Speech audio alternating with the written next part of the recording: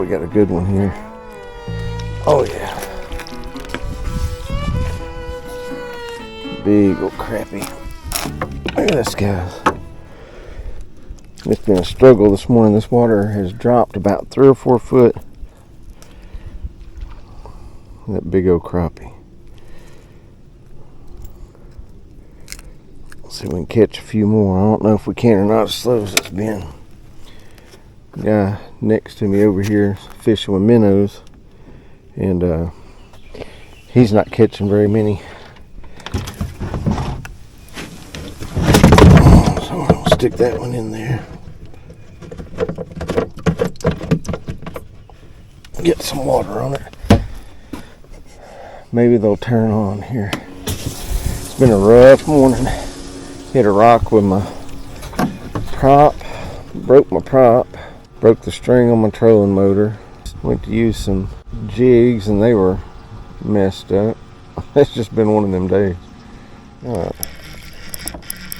on another one here. I had the camera off because it had been slow. But it's not as big as the last one. But definitely a nice crappie to eat on. So may have found a few up in here. Let's see if we can figure this out. He swallowed it on up.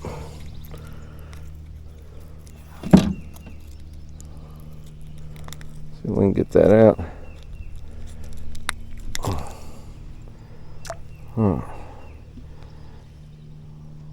I guess about a 10-inch, 11-inch crappie there.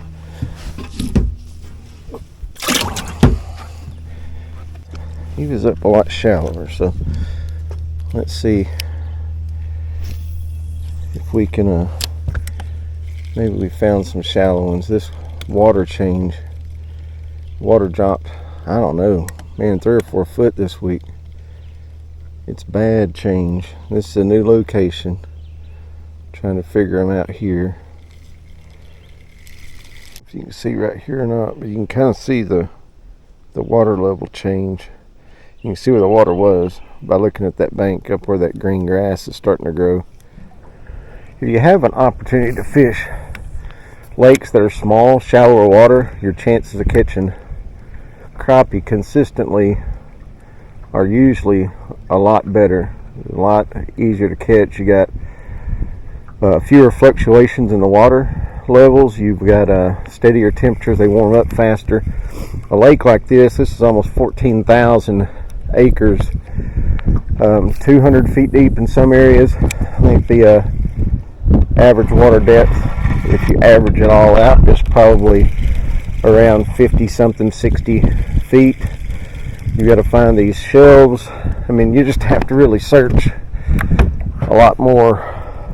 You got a lot more problems with wind and waves, but the challenge is fun, finding them and figuring them out. You can really catch some big ones on these big lakes because they can hold a lot more fish, so they're less likely to get stunted.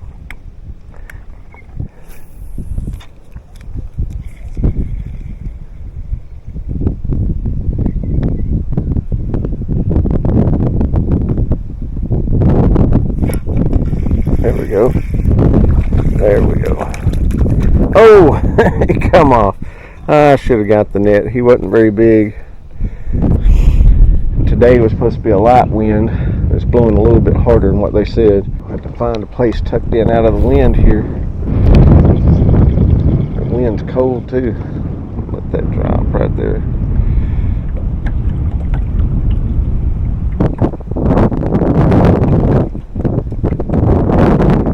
There we go.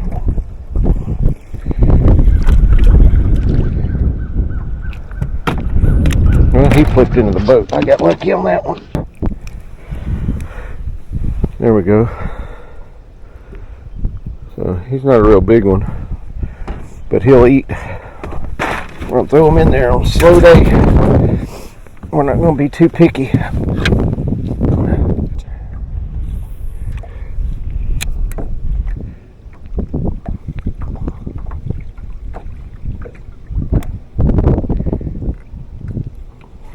There we go.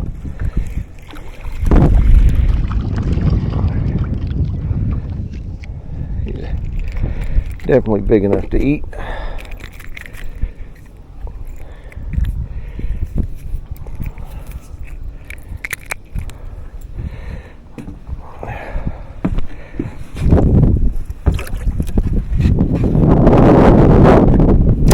I'll leave that open for a minute. There we go.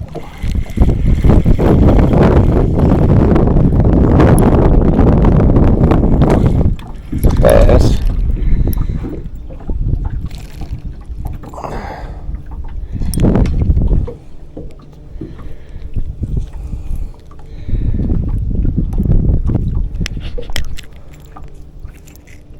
Those spotted bass. There's no limit on those. They want them out of here. We're going to throw them in there. I don't keep many bass, but one that size is going to eat really good. Knock some pretty decent fillets off that fat joker. They're overpopulated, and so they really want us to keep spotted bass out of here, so we're going to keep that one. And today, again, I've got my same setup, B&M buck scrap bite, crappie spinning rod in a 6.5 foot. This is a 2-piece. I've got the PC Fun Viper X 2000. We're using this Bobby Garland again, along with an underspin. And I've got that Vicious Panfish line, monofilament line, in a 6-pound test. And that is the setup that I typically use. I fished some paddle tail this morning because that's where we ended up last video. I fished some hair jigs. No luck really on anything except this underspin. So that's one we'll stick with for a little bit. I wanted to try to do some vertical jigging today, but with this wind, it's going to make it really difficult.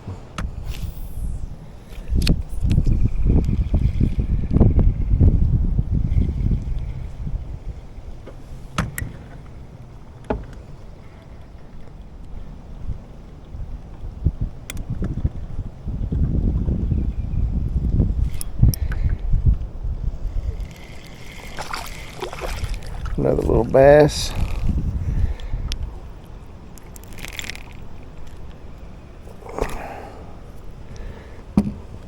You feel for a tooth patch on these little bass. Determine if they're, you can see it just extends to the eye. A largemouth, his is going to be back there. The scales on the cheeks real small, almost no visible scales. A largemouth, these are going to be bigger scales, and typically they'll have rows of spots here. The tooth patch is a dead giveaway if they have a tooth patch, because sometimes the pattern will be a little bit different. A lot of times they'll have a really bright brown or reddish color eye. Usually it'll tip them off a little bit. The spots on the bellies, the scales on the cheeks, and the mouth, how far it extends, are really good indications if you've got yourself a spot or a largemouth. So I do have some electronics on here today. On the front here, this is one of those little ones that's got the flasher and stuff. I mean, it's just basically for depth. And on the back there, I do have a Garmin SV 7 SV. It's a 7-inch screen. So I do have side imaging stuff. Hardly ever use it. I bought it because it was on sale. They were clearing it out here a few years ago, and with the clearance, it was just about as cheap as just a standard 2D sonar, so I got it. Every once in a while I'll use it to look for some brush or something, but to be honest with you, I guess I'm just stuck in my ways, and I have just as good a luck just searching for them.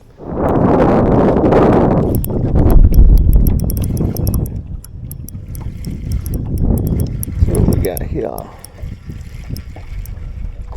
another bass. Oh, get him nicked. He's not real big, but I'm gonna end up breaking my line with these things.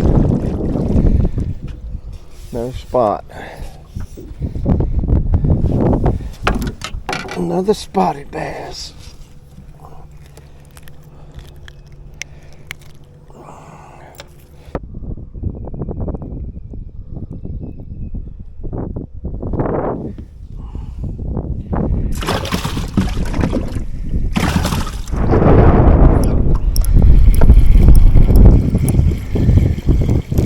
Tell you what, these little bass are just stacked up in here.